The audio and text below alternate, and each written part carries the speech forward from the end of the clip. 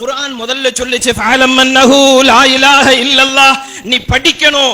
எதுக்கு தெரியுமா? மேக்ஸ் படிக்கணும், ஜுவாலஜி படிக்கணும், பாட்டனி படிக்கணும், ஜியோகிராஃபி படிக்கணும், எல்லாத்தையும் படிக்கணும். எதுக்கு படிக்கணும் தெரியுமா? படிச்சு சம்பாதிக்கணும்ங்கிறதுக்காக வேண்டி இல்ல. அன்னஹு லா இலாஹ இல்லல்லாஹ், வணக்கத்திற்கு உரியவன் அல்லாஹ்வை தவிர வேறு யாரும் இல்லை என்று தெரிந்து கொள்வதற்கு நீ படிக்கணும்னு. அல்லாஹ்வை தெரிய வேண்டும். அல்லாஹ்வை தெரிஞ்சிட்டேன்னா தாயினா யாருன்னு தெரியும். அல்லாஹ்வை தெரிஞ்சிட்டா தகப்பன்னா யாருன்னு தெரியும்.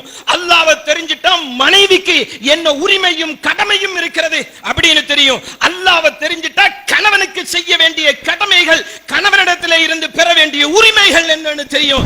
உங்க பிள்ளைக்கு ஒரு பெரிய ஹெல்ப் நீங்க பண்ண போறீங்க அப்படின்னு சொன்னா, அவன் வாழ்ற வீடு இப்படி இருக்கணும், இந்த இடத்துல இருக்கணும், இந்த நிலத்தை வாங்கி கொடுக்கணும் அப்படிங்கறத தாண்டி அவன் போற கபருக்கு அவன் கூட எது போட்டோம்? குர்ஆன் போட்டோம்.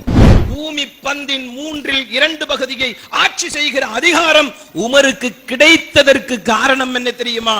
நம்ம வீட்டுல அப்படி ஓரமா ஒதுக்கி வச்சிருக்கிறோம்ல குர்ஆன்.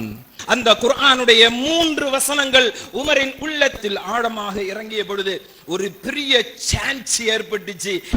எவ்வளவு நாள் வாழ போறோம்னு தெரியாத இந்த வீட்டுக்கே 40-50 லட்சம் 1 கோடி ரூபாய் செலவு பண்றோமே, ஆனா நம்ம குறைஞ்சது கியாமத்து நாள் வரைக்கும் இருக்க போற இடம் எது?